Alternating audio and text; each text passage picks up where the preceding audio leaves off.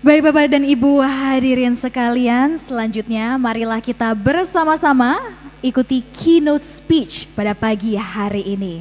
Oleh karena itu dengan hormat, izinkan kami untuk dapat mengundang ke atas panggung Menteri Luar Negeri Republik Indonesia Bapak Sugiono.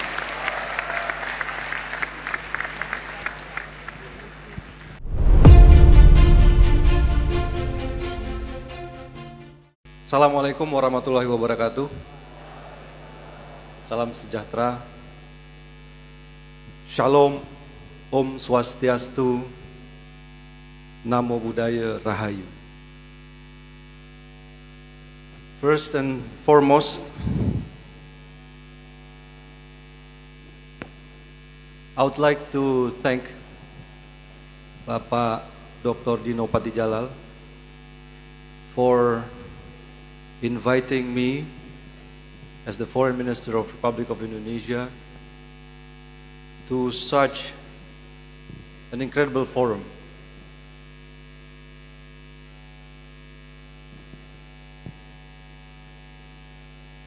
This is a great honor actually for me,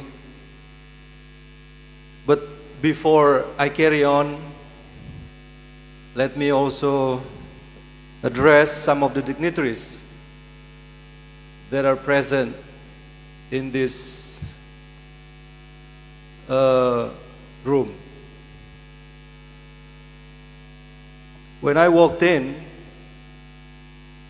I shook hands and watched that there are so many dignitaries and excellencies present. But when I asked my staff of the list of the dignitaries, they only put 4. So I'm really sorry. But of course, with all due respect, I would like to address first His Royal Highness Prince Turki Al Faisal Al Saud, Chairman of the King Faisal Center for Research and Islamic Studies, His Excellency Dr. Martin Natalegawa, my predecessor, Minister of Foreign Affairs of the Republic of Indonesia 2009-2014, and also co-founder of FPCI, Ibu Profesor Dewi Fortuna Anwar, and also former ambassadors, former foreign ministers, former vice foreign ministers who attend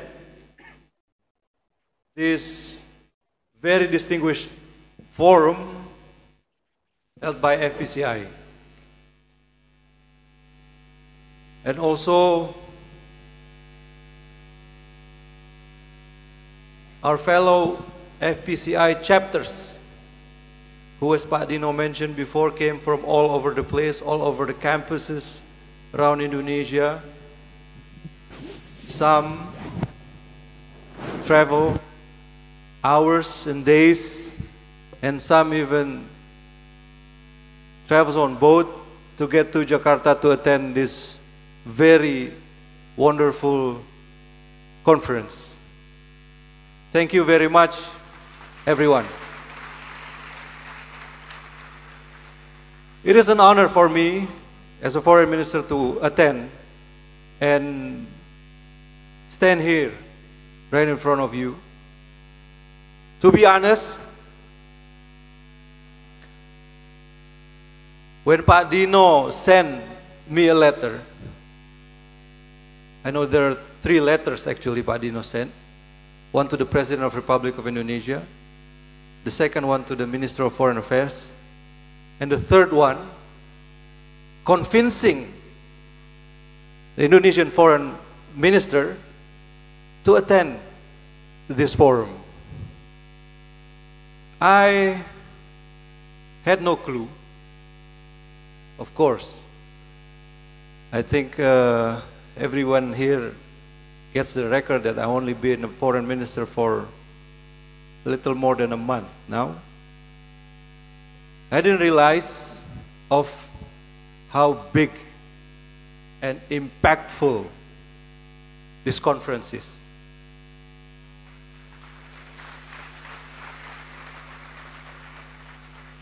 Listening to Pa Dino's presentation on how he built, how he found FPCI 10 years ago, along with the Ibu Dewi Fortuna Anwar as the co-founder, it is very heartwarming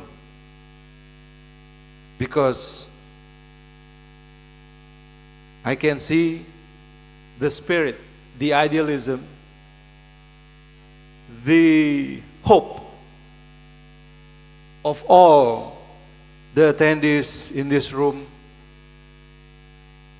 on how Indonesia can contribute to international relationship and be a global player to maintain peace and order regionally and globally. And I've been to some conferences in my trip with the President to APEC, to G20. I thought, again, this is with all due respect, because some of the testimonies also mentioned this. I was a bit, what do you call that? Optimist. Not optimist, maybe it's not the exact word, because, you know, I feel that I thought I was the young foreign minister which I met during the trip.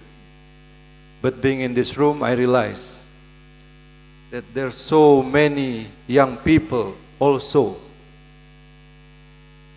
aspiring to make an impact in international relation, make an impact of Indonesia diplomacy in the future, and I believe many among you will one day be in my position now. Thank you very much again. And Pa Dino, I must admit that I'm not prepared actually on how this conference would be, and my personal opinion, this is a very extraordinary conference. My next question to you, you're not going to make this a political party, is it?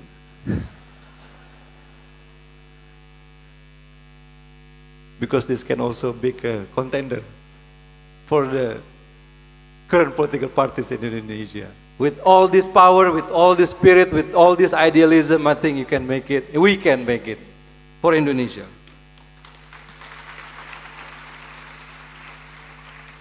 I am also very grateful that in the face of global uncertainties, of, as you mentioned, big powers, rivalries, and also the increasing and worsening conflict in Ukraine and Middle East, exacerbated by the imminent food scarcity, threat to access to water, and also energy crisis. There are so many great minds and those who care about the future of our world. And this is also another hope for Indonesia, actually, to play its parts, to play its roles in the global platform. And I was going to say something, but I'm not forget. Because tell you frankly, I'm a bit nervous.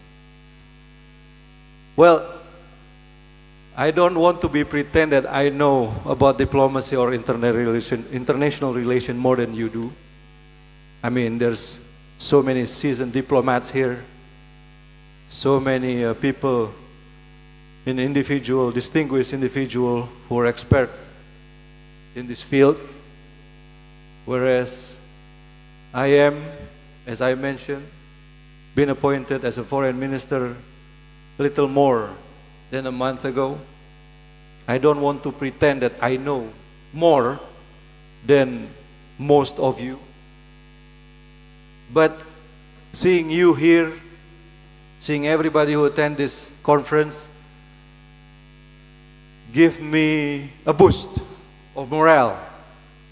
That means I will not be alone in the stage of foreign ministry, but I will have a lot of support from you guys, from all my seniors who are here, that will,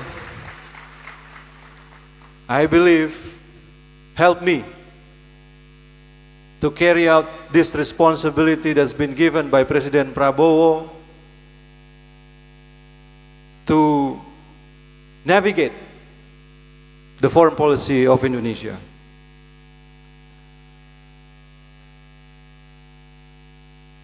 And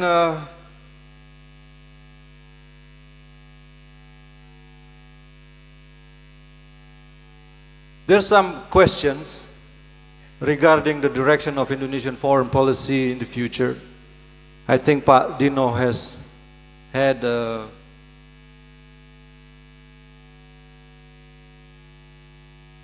explained it in a very well and eloquent remarks. But I also want to reiterate again that Indonesian foreign policy, as stated by President Prabowo, will not change its course from what traditionally and constitutionally we are abide by all these years. We remain non-aligned, meaning, again, as Pak Dino said, non-aligned, not joining any military pact or any military bloc, because traditionally, Indonesia, the interest of the people of Indonesia is to be friend with everyone and enemy to none.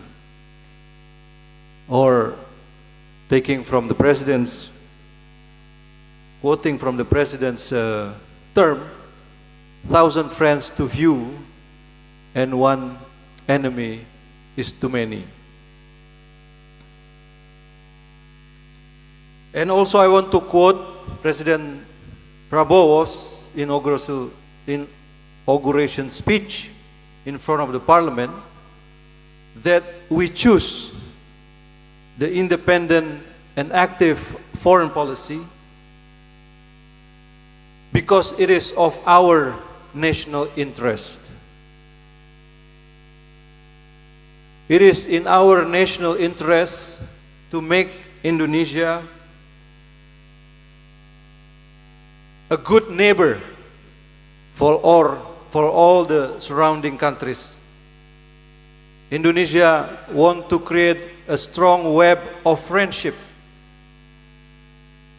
with all of its neighbors. In order to be one good neighbor, Indonesia will remain non-bloc, non-military pact, and want to be a good friend with everyone.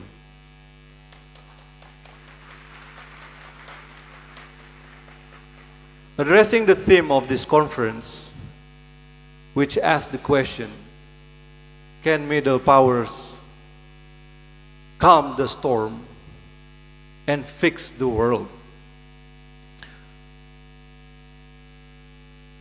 I would like to make a comment on that. Storm is an act of nature. We cannot calm the storm. What we have to do is how to navigate the storm without being capsized in the storm, without being sink in the ocean before we get to our destination. And I think this is also true for our foreign policy, because the storm, the conflict, the dispute, the tension is historically human nature. There will always powers who will contend another power. There will be powers who will challenge another power that creates storm and turmoil in the world. But our position is how to navigate the storm, how to calm our ship so that we can pass the storm and survive as a nation. This is also of our national interest, because Indonesia was proclaimed its independence in 1945, aim to be here, to be part of global community for millennials to come, forever and ever. Amen. So in order to survive, we have to be able to maintain our position as a good friend, a good neighbor. Again, of course, without sacrificing our dignity, without sacrificing our sovereignty, but we want to stand tall together with other nations in the world.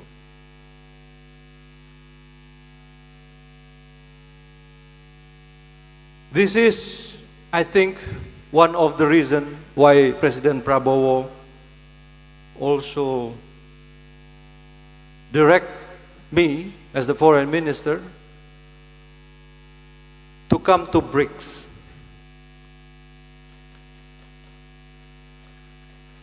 Because, as Pak Dino said, we need to create more alignment, in a sense, economically, to create prosperity for our people. We have to join the multilateral groupings for our national interest. We don't want to be tied to any bloc. We don't want to be tied to any position which will endanger our national interest. And this is also our part as a bridge builder to contribute to global peace and sustainability. That's why Indonesia presents in a lot of multilateral groupings. I mentioned BRICS. We also applying the accession to OECD. We also joining CPTPP, IPEF. Every multilateral groupings that will bring value to our country, we will join. And of course, ASEAN is something that is very pivotal in our region. We also try to reposition ourselves. It's true, Pak, out of 11, there's 8 new leaders in ASEAN. And I think when Pak Prabowo was still president-elect, he visited almost all except Timor-Leste and talked with all the leaders of ASEAN, introducing himself back then as the president-elect. And after he's in the office, I think we also will plan to go. I also talked to some of our colleagues in ASEAN that I will need to visit them. I want to introduce myself, and again, as the youngest minister in a term of that, I the most junior, I think, among them. I need to go and pay respect for all my senior in the region. That's why we also actively contribute to help resolving global challenges. And I mentioned we're facing food scarcity, we're facing access problem with access to water, and also energy crisis, energy security. And we will push our efforts to fulfill and attaining the SDGs targets. There's so many details actually in this script, but I think it's easier if I talk freely, isn't it? Without having to be tied to formal method of delivering these remarks. Ladies and gentlemen, excellencies, I witnessed during the trip of President Prabowo overseas that there are so many countries, there are so many leaders of the world who, from the body language, from the from the verbal language, are putting so much hope to Indonesia under the leadership of President Prabowo. They felt that Indonesia can play a greater role in the global context.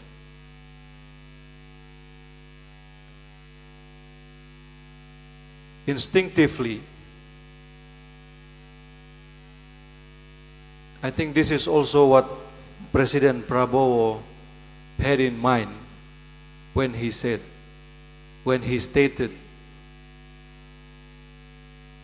the priorities of his program during his administration basically is how to get our household together.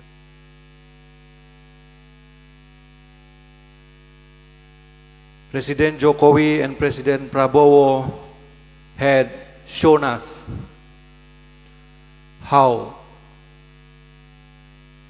two statements of a big country should work hand in hand, transition from one administration to the next very, very smoothly.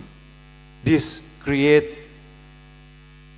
a conducive situation so that we can see ahead and facing all the challenges in front of us. This transition is something maybe some of us taken for granted, but this peaceful process enable us to focus on things that matter most to our people. We have to get our act together and address the situation of poverty in Indonesia. This is one of Prabowo's administration objective, is to alleviate poverty and at one time eliminate poverty in Indonesia. The second one is to be able to fulfill our own need of food, to be self-sufficient in food. So the next one is self-sufficiency in energy, and also investing in human resources by providing meals, nutritious meals to school children, and providing schools and scholarships for Indonesian young.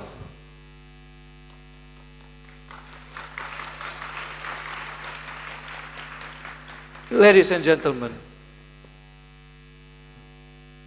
A country will be respected only if only, and if only it is strong, the people are prosperous, and the defense is, I mean, when I say strong, means physically, the defense, it can defend its territory, its sovereignty.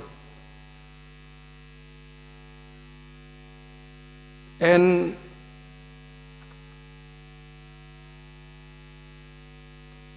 I also want to quote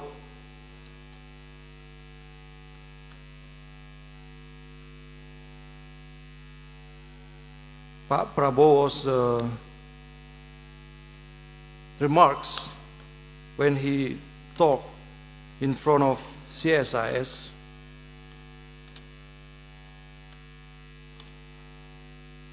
I hope I can find it.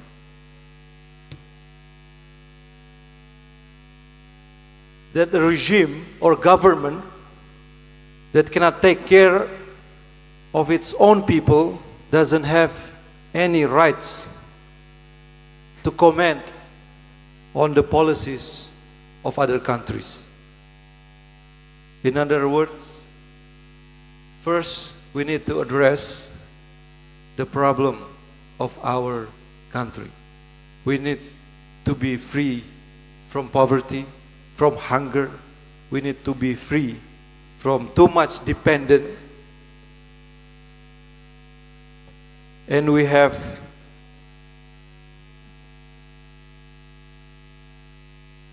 to process our own wealth for the benefit, for the interest of our people.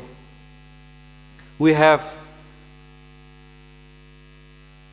believe that with the wealth that Indonesia have, our economy will flourish. And when Indonesia economy is flourishing, when the people are prosperous, I think that is when we can be a very strong player regionally and globally. Ladies and gentlemen, the direction of our diplomacy, of course, will support the national programs that's been stipulated by President Prabowo's administration.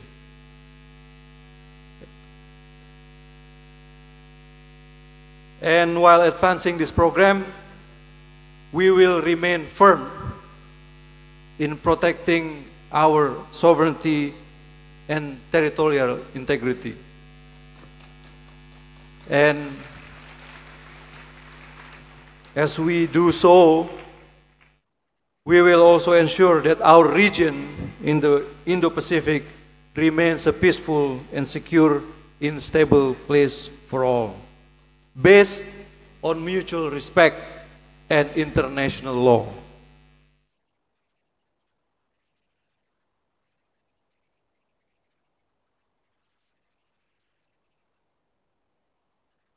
Two words that have been used by President Prabowo in all his trips and in many remarks, in many intervention during the conferences and the meeting, which will also be the guidance of Indonesian foreign policy, is cooperation and collaboration.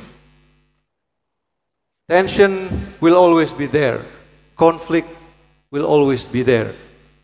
And only by cooperation and collaboration we can reduce the conflict, we can reduce the tension. And I think one of the most important role